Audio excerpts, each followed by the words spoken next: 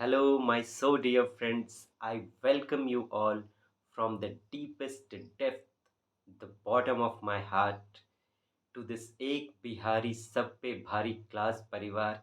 आज जहाँ भी हैं हमरे टाइगर टाइग्रेस, जल्दी से चले आइए, काहे कि हम लोग बड़ा इम्पोर्टेंट डिस्कशन करने वाले हैं।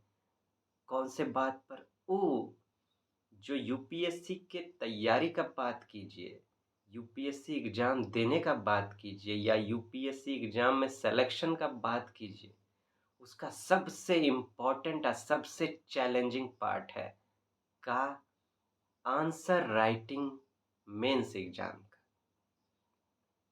ये जो है ना इतना चैलेंजिंग है।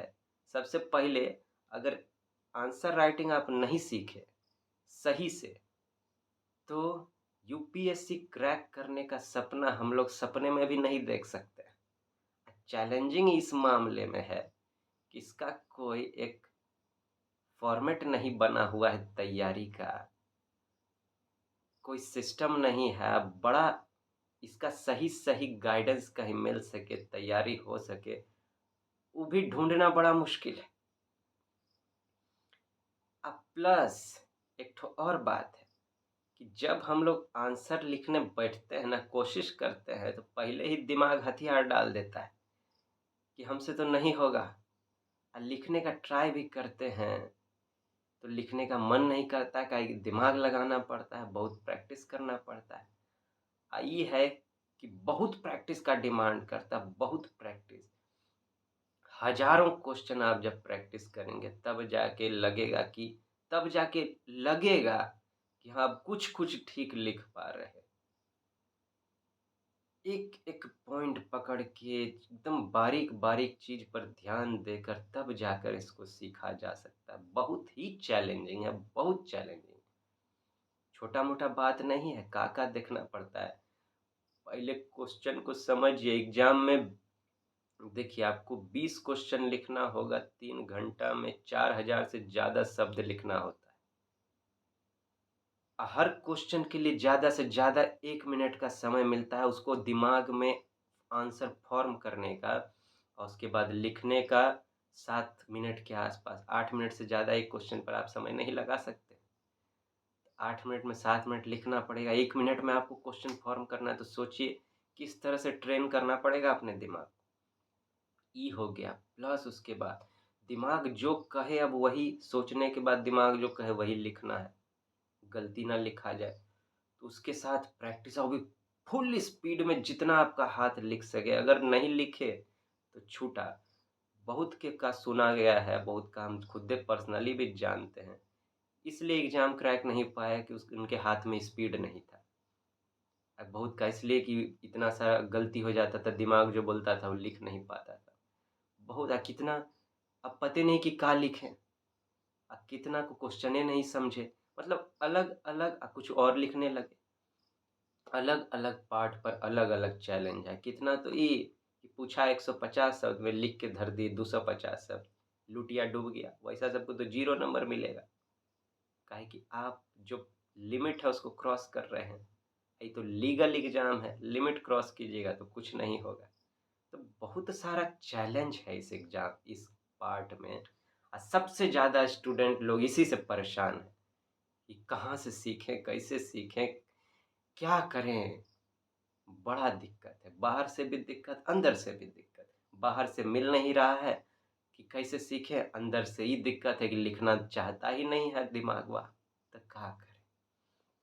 तो हम लोग अभी डिस्कशन कर रहे हैं, आप जानते हैं यूपीएससी 2023 मेंस का जो हुआ है उसका एनालिसिस तो कर ही रहे हैं, लेकिन साथ में उसका एनालिसिस करने से बड़ा जो हमारा पर्पस है वो ये कि आंसर राइटिंग सीखें उस माध्यम से। आंसर राइटिंग प्रैक्टिकली किया कैसे जाए, अभी प्रैक्टिकली देखेंगे, बाद में तो हम लोग स्ट्रक्चर में भी देखेंगे किया कैसे जाए। ये बात है, और वो भी इस तरीके से हम लोग ट्राई कर रहे हैं कि सीख सके कि जो भी डिमांड है मेंस का वो तो हम लोग फुलफिल करें ही, लेकिन उससे भी हम लोग एक कदम आगे रहे। मतलब यूपीएससी का जो डिमांड है उससे हम लोग एक कदम आगे रहे कि किसी भी हालत में चाहे हमारा मूड एकदम खराब ही काहे नहीं हो, तब भी अगर हम एग्ज़ाम देने बैठे हैं, तब भी एकदम बेस्ट तरीके से एग्ज़ाम दे के आ सकें सिलेक्शन हमारा हो सके, तभी होगा, तभी बात बनेगा। इस तरह से हम लोग सीखने का ट्राई कर रहे हैं कि वो कैसे स्किल सीखा जाए कि 1 मिनट में हम दिमाग में को आंसर फ़ॉर्म कर सकें तुरंत फिर उसको नोटबुक पर उतार सकें। आंसर राइटिंग अगर सीखना है तो देखिए, पहले तो समर्पण करना पड़ेगा, एकदम एक-एक बारीक-बारीक चीज़ पर ध्यान देना पड़ेगा, तब जाके आप सही तरीके से उसको जो कॉन्फिडेंस वाला बात होता है कि अब कॉन्फिडेंस आ गया है, वो ऐसा सीख पाएँगे। तो आप जानते हैं हम लोग 3 पार्ट बात कर चुके हैं। जीएस 1 से एक क्वेश्चन लिए, जीएस 2 से एक क्वेश्चन लिए, जीएस 3 से एक क्वेश्चन लिए। इसी पैटर्न पर हम लोग चल रहे हैं। अब जीएस 4 से एक क्वेश्चन लेंगे और फिर से बात करेंगे एक-एक करके बात कर रहे हैं, ताकि सब तरह का आंसर सीख सकें हम लोग, है कि नहीं? देख सकें। तो आज जीएस 4 का बारी है, एथिक्स का बारी। एक तो आंसर राइटिंग अपने आप में चैलेंजिंग है और एथिक्स अपने आप में बड़ा चैलेंजिंग है। एक तो कोई डिफाइंड कोई बुक नहीं है उसका। कि हाँ, जहाँ से आप तैयारी कर सकें। काहे कि एथिक्स जो है आपके लाइफ से जुड़ा हुआ है। वो उसमें जो क्वेश्चन आता है वो आपका ओपिनियन ज़्यादा पूछता है। अगर कोई किताब लिखने का ट्राई भी करता है वो उसका ओपिनियन होगा। एथिक्स का तैयारी सबसे चैलेंजिंग है, इसका आंसर लिखना उससे भी बेसी चैलेंजिंग है। पहले तो तैयारी चैलेंज ये आपके लाइफ को समझने का डिमांड करता है। हमको इसमें बहुत गहन उतरना पड़ा था। जब हम एक तो हमको खुद सीखना था, सिखाना भी था, तो दोनों तरह से हमको तो और 4 गुना उसमें कूदना पड़ा। तो हमको बहुत कुछ करना पड़ा था इसमें। पहले तो खुद अपने लाइफ़ के डेप्थ में उतरे, एकदम सोल तक चले गए वहाँ। खुद हमको इसका सब कुछ करना पड़ा। फिर बड़े बुजुर्गों से मिलते थे, उनके लाइफ़ का एक्सपीरियंस पूछते थे। अलग-अलग तरीके से हमको इसको मास्टर करना पड़ा। आइए बात करें, इसमें जो सबसे बड़ा बात इसका टर्म सब बड़ा घुमावदार होता है। आइए अब हम लोग बात करते हैं। ये तो देखेंगे ही कि कैसे वो 1 मिनट के अंदर उसको फ़ॉर्म किया जाए। साथ में ये भी देखेंगे कि किस तरह से प्रैक्टिस किया जाना चाहिए और फिर हम एक मॉडल आंसर भी आपको देंगे, जिसको आप दुनिया में जहाँ चाहें चेक करा सकते हैं। साथ ही आपको ये भी करना है कि आप जिसको भी इंडिया का बेस्ट इंस्टीट्यूट सब मानते हैं, 2-4 गो जितना भी मानते हैं, आप सबका जो हम आंसर दें, आप क्या कीजिएगा उस सब इंस्टीट्यूट का आंसर गूगल पे जाके इस क्वेश्चन को टाइप कीजिएगा, अब माँगिएगा उस इंस्टीट्यूट का आंसर वो आ जाएगा, पढ़ लीजिएगा। आप मिला भी लीजिएगा, आपको चेक करना होगा, काहे कि हम जो बोल दिए खाली उस पर कैसे भरोसा कर लीजिएगा? आपको चेक करना है तभी भरोसा कीजिएगा। अगर आपको देखिए उधर हमसे अच्छा आंसर मिले आपको ना, एकदम हमरा आंसर गया तेल लेने, इसको एकदम काट-फाट के फेंक दीजिए, कोई ज़रूरत नहीं है आपको इसमें समय खराब करने की। जहाँ आपको आप देखिए आपका एक लाइफ़ है, आपको रिस्क नहीं लेना है। एक ना अपने लाइफ़ के लिए रिस्क लेना है, ना अपने समय का रिस्क लेना है। जहाँ आपको बेस्ट मिलता है, हम कहेंगे आप वहीं वहीं से सीखिए, बिल्कुल। अपने ऊपर रिस्क नहीं लेना है, लेकिन चेक ज़रूर कीजिए, जहाँ भी जाइए उसको चेक ज़रूर कीजिए। तो हमको भी चेक कीजिएगा, ठीक है ना? आइए, जो आपका दिल माने वही करिए। आइए अब बात करें। क्या है question? What do you understand by moral integrity and professional efficiency in the context of corporate governance in India? Illustrate with suitable examples. Sorry जी। सबसे मेन बात जो होता है आंसर लिखने का वो होता है क्वेश्चन को समझना। यहीं हमसे सबसे बड़ा गड़बड़ हो जाता है। ये समझिए कि क्वेश्चन को समझना 60% पार्ट है आपके आंसर लिखने का। सही अगर नहीं समझे तो गलत आंसर लिखा जाएगा।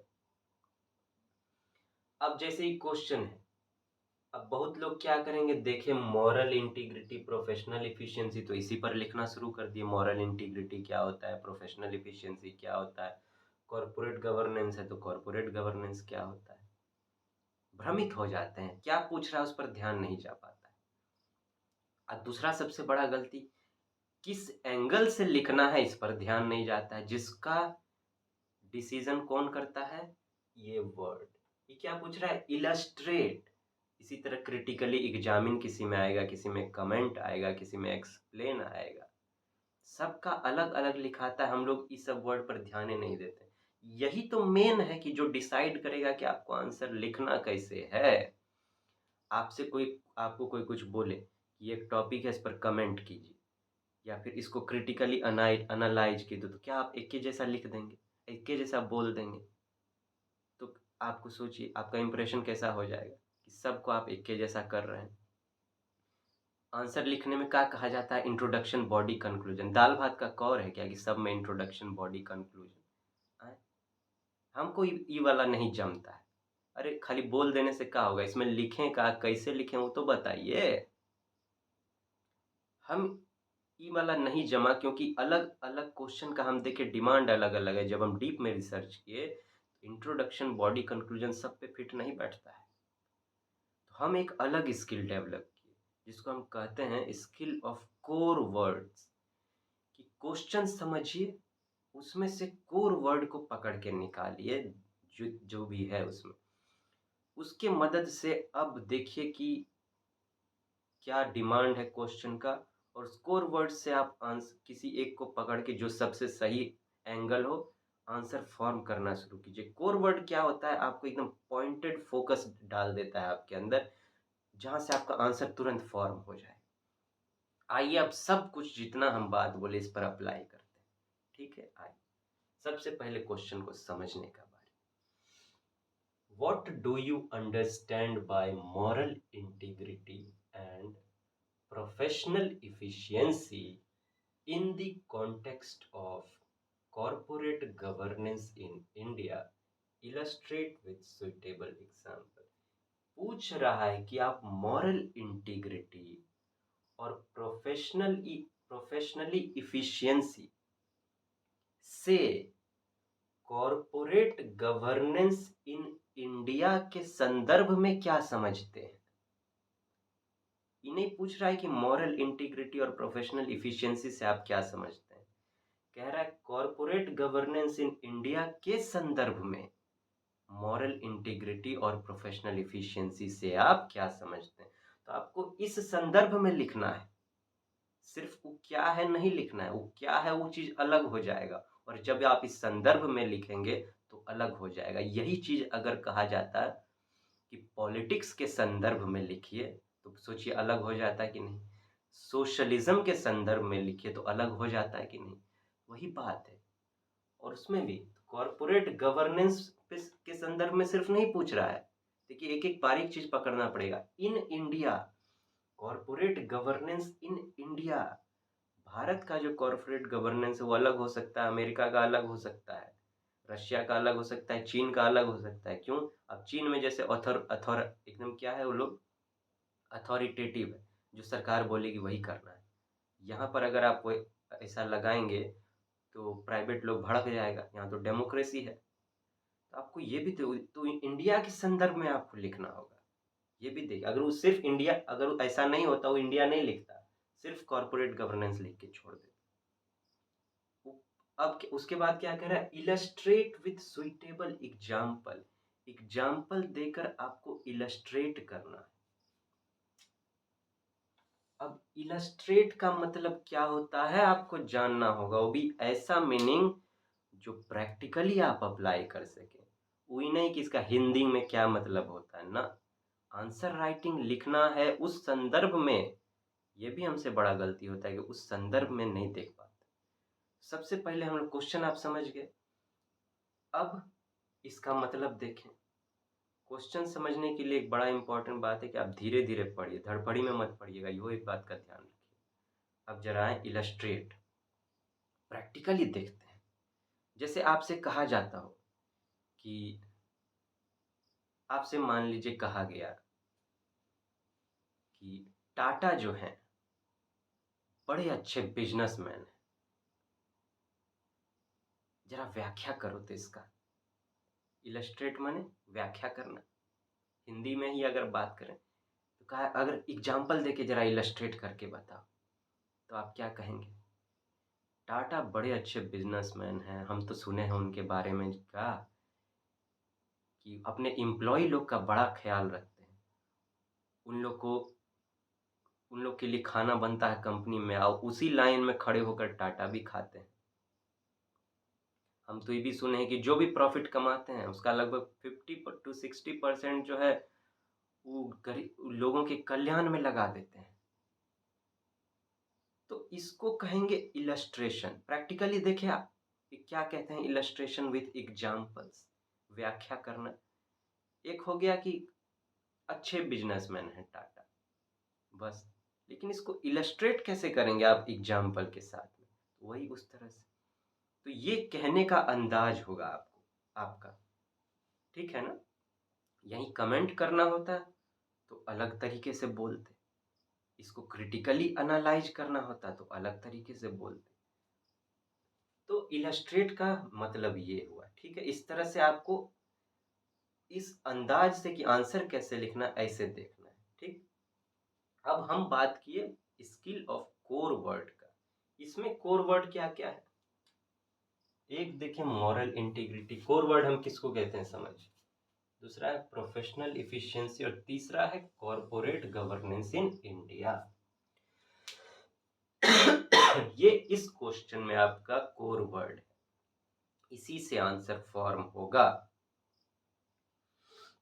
कि एक तो moral integrity, corporate governance in India के संदर्भ में मॉरल इंटीग्रिटी किसको कहेंगे, जिसको हम लोग को इलस्ट्रेट करना है एग्जाम्पल से। एक भाग आंसर का ये हो गया। दूसरा भाग हो गया कॉर्पोरेट गवर्नेंस इन इंडिया के संदर्भ में प्रोफेशनल इफिशियंसी किसको कहेंगे, इसको एग्जाम्पल से दिखाना है। दूसरा भाग आंसर का ये हो गया। अब 150 वर्ड में आपको लिखना है, जो जिससे मत डिगिएगा, इससे डिगे तो गड़बड़ हो जाएगा। 10% का ऊपर नीचे किया जा सकता है, ये छूट रहता है। आप 165 वर्ड या 135 वर्ड इसके अंदर में लिख सकते हैं, ठीक? तो अब आंसर इस कोर वर्ड से कैसे फॉर्म किया जाए? अब देखिए हमारे पास ऑप्शन है कि हम डायरेक्ट शुरू कर दें कि मॉरल इंटीग्रिटी क्या होता है कॉर्पोरेट गवर्नेंस इन इंडिया के संदर्भ में। लेकिन पहले हम लोग को क्या समझना होगा कि जिसके संदर्भ में लिखना है उस संदर्भ को तो समझें कि कॉर्पोरेट गवर्नेंस इन इंडिया है क्या आखिर। इंडिया में कॉर्पोरेट्स का इन्वायरमेंट का क्या माहौल है, पहले तो अगर हम लोग इसको समझ लें और हम बोले कि किसी फैक्ट से आपको आंसर लिखें तो अब ज़्यादा बेहतर होगा, जो स्ट्रक्चर होना चाहिए। तो अगर पहले हम ये दर्शा दें कि कॉर्पोरेट गवर्नेंस इन इंडिया का कुछ रिफ्लेक्शन दे दें शुरुआत में, और फिर उस संदर्भ में अब उसको पकड़ते हुए पहले मॉरल इंटीग्रिटी उस संदर्भ में क्या है और फिर प्रोफेशनल इफिशिएंसी उस संदर्भ में क्या है, ये एग्जाम्पल से दर्शा दें तो हमारा आंसर फॉर्म नहीं हो जाएगा और क्वेश्चन का सारा डिमांड पूरा नहीं हो जाएगा। इसको चाहिए कॉर्पोरेट गवर्नेंस इन इंडिया के संदर्भ में इस दोनों का मतलब। तो पहले हम यही कॉर्पोरेट गवर्नेंस इन इंडिया का एक संदर्भ दिखा दें कि क्या है इंडिया का, चूंकि इंडिया लिख दिया है, अमेरिका तो है नहीं, वो दिखा दें और फिर बता दें कि दोनों के संदर्भ में वो क्या है। तो एक प्रॉपर स्ट्रक्चर हमारे दिमाग में फॉर्म हो गया खटाक से, प्रैक्टिस करते करते होगा। अब इस पर हमको लिखना शुरू करना है। जब आप ये लिखना बड़ा चैलेंजिंग होता है, आप कभी ट्राई कीजिएगा, हम तो इस पर बात कर रहे हैं, सैंपल भी दे रहे हैं, कोई क्वेश्चन और उठाइएगा आप और ज़रा कोशिश कीजिएगा कि एक लिख सकें, कैसे शुरुआत करें, देखिए कितना डिफ़िकल्टी होगा। लेकिन अगर आप इस स्किल को सही तरीके से सीख लिए ना तो गज़ब हो जाएगा। आइए, समझ गए क्या करना है और कैसे करना है? अब देखिए आपको प्रैक्टिस के लिए आपके पास जो है इस तरह का शीट हो तो बहुत बेहतर है। इस तरह के इसी पर अगर आपका प्रैक्टिस हो जाए तो ज़्यादा बेनिफिशियल होगा।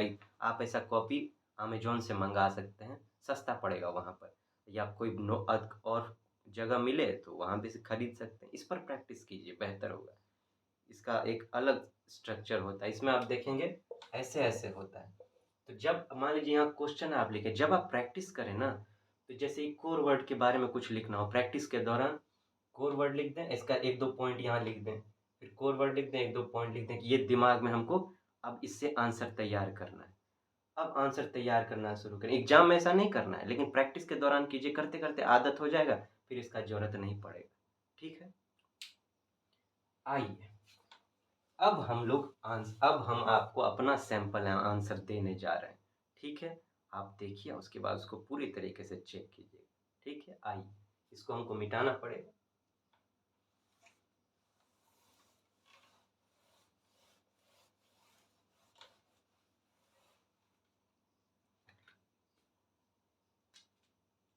एथिक्स का टर्म सब बड़ा घुमावदार है। जब हम लोग उस पर क्लास में बात करेंगे, तो देखेंगे कि किस तरीके से उसको डील किया जाए। आइए, क्वेश्चन आप देख लिए, अब हम डायरेक्ट आंसर लिख रहे हैं। हम क्या बोले, पहले ये दिखा देते हैं कि इंडिया क्या है, वहाँ पे कॉर्पोरेट गवर्नेंस का क्या मतलब है। क्वेश्चन के संदर्भ में ही देखिए, फैक्ट क्वेश्चन को रिफ्लेक्ट करना चाहिए। ठीक है?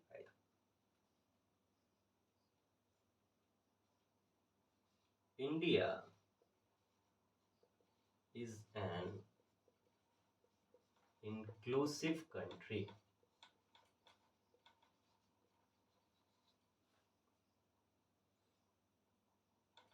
Here, business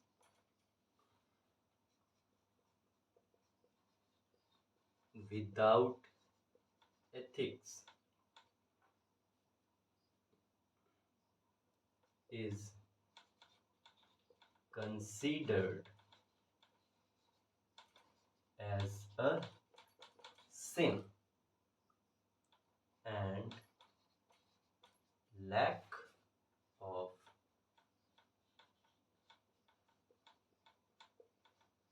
professional efficiency could bring huge losses in the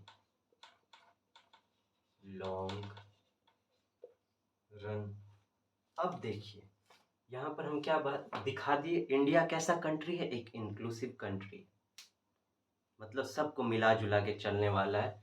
यहाँ पर अगर बिजनेस में आपके एथिक्स नहीं हुआ, नैतिकता नहीं हुआ, तो उसको पाप माना जाएगा, माना जाता है यहाँ पर। और अगर प्रोफेशनल इफिशिएंसी नहीं हुआ तो आपको लंबे समय में बहुत नुकसान हो सकता है। अब ये एक एंगल मिल गया, इंडिया किस टाइप का है। यहाँ पे बिजनेस है, जो बिजनेस कॉरपोरेट कॉरपोरेट सब एक ही बात है, इसको किस तरह से चलाना है, ये एक अंदाजा मिल गया।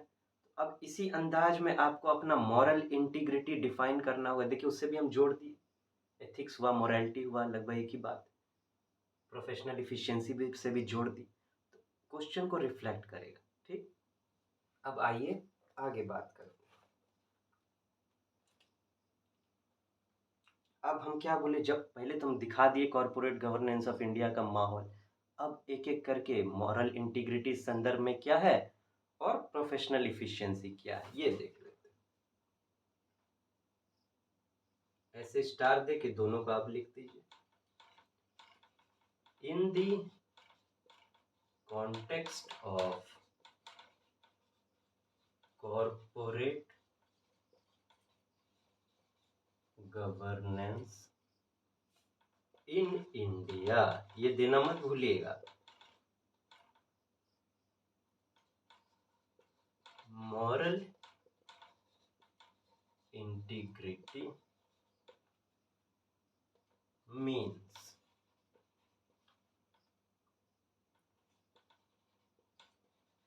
faithfulness towards the support of involved stakeholders in a corporation। यहां तक देख लीजिए। अभी हम सिर्फ मीनिंग बताया, अब इसको इलस्ट्रेट करना होगा एग्जाम्पल से, ठीक। ये देख लीजिए, हम आगे अब लिख रहे हैं, मिटा रहे हैं इसको।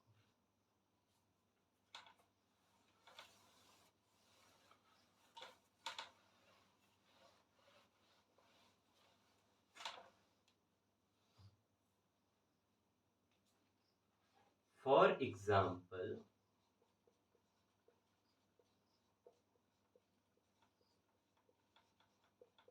opening a corporation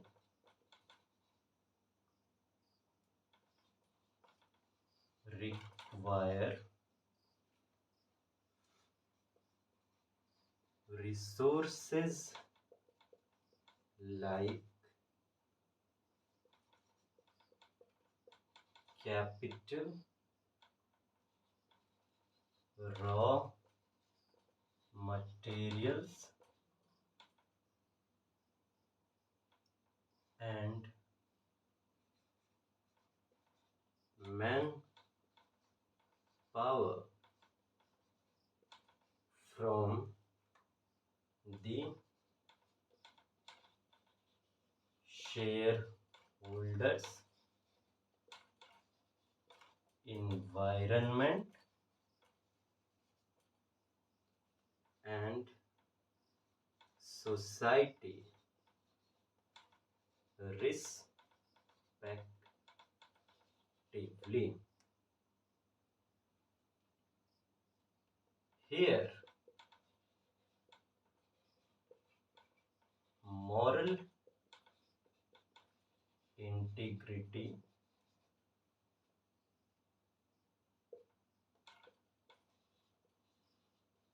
means a corporation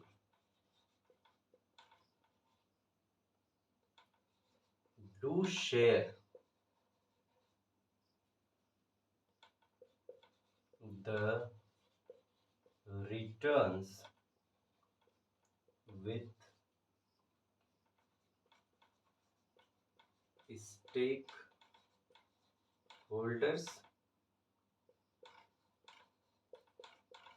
compensate the environmental losses, and fulfill the corporate social responsibility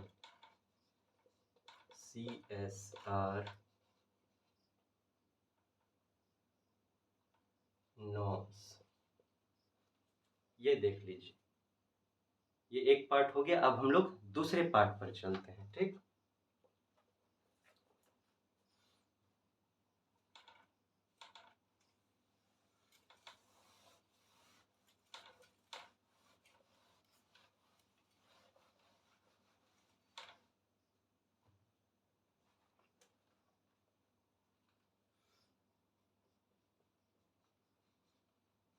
In the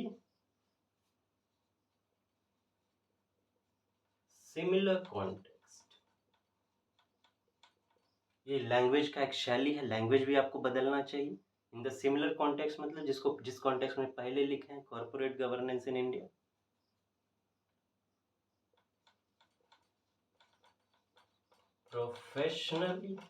professional efficiency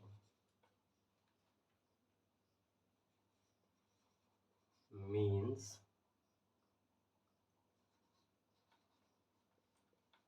comprehensive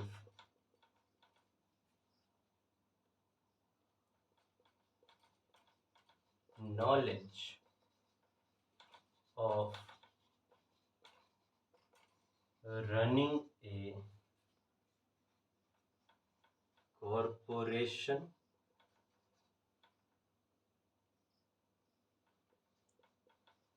ethical management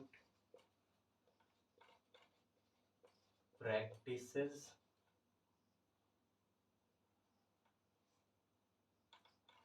focused focused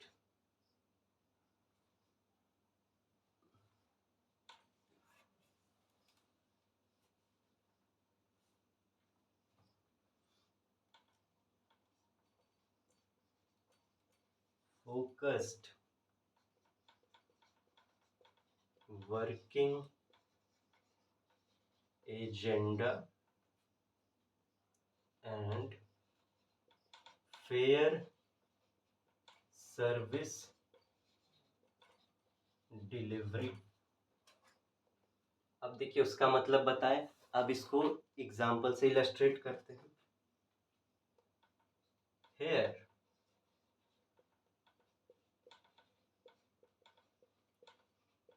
professional efficiency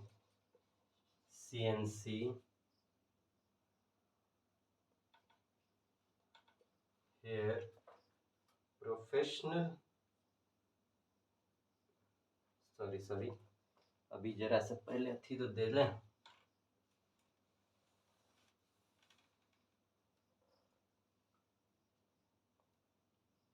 नहीं, थोड़ा सा गड़बड़ हो गया लगता है लिखने में। नहीं, professional efficient means comprehensive knowledge of running a corporation.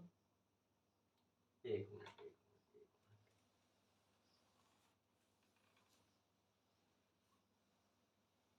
जल्दबाजी में लगता है मेरा नजर इधर उधर चला गया। आइए, रनिंग अ कॉर्पोरेशन, इसके बाद capability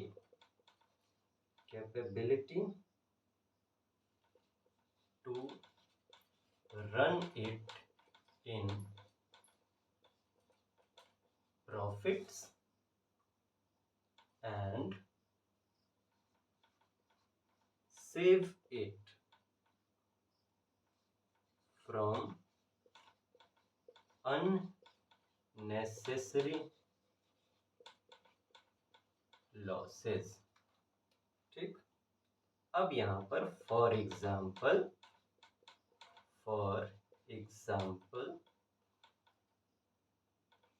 an efficient corporation require ethical management practices, focused working agenda and fair service delivery.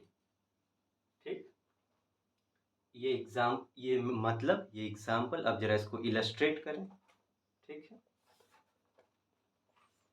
यहाँ पे आ जाएगा, ट्राई करते हैं। Here professional efficiency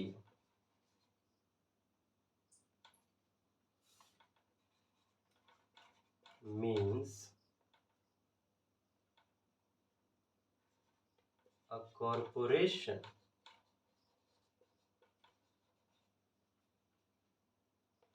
should encourage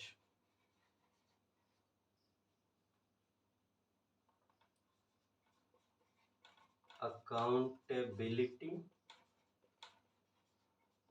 in management,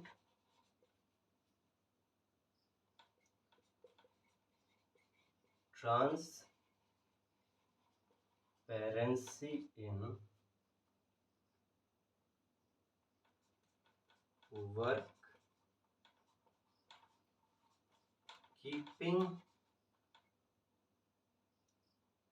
the requirement of customers। ठीक, यहाँ तक दिख रहा है आपको? यहाँ दिख जाएगा क्या? इन माइंड, यहाँ दिख रहा है? हाँ, दिख जाएगा। In mind and timely service delivery. ये फाइनल पार्ट था हम लोग का आंसर, जो कि मेंस में सफलता का कुंजी है और आईएएस एग्जाम में भी, यूपीएससी के एग्जाम को क्रैक करने में। ठीक है, आप देख लीजिए, इसको आप नोट करके समझिएगा, खुद भी चेक कीजिएगा और दूसरे जगह से कंपेयर भी कीजिएगा। आप चाहें तो कहीं चेक भी करा सकते हैं। ठीक है, हम लोग जल्दी फिर मिलेंगे और नया टेक्निक सब देखेंगे। अभी तो बहुत टेक्निक बाकी है, आंसर राइटिंग का स्किल में मास्टर करना है हम लोग, है कि नहीं? जल्दी मिलते हैं आपसे। टाटा, गुड बाय कर।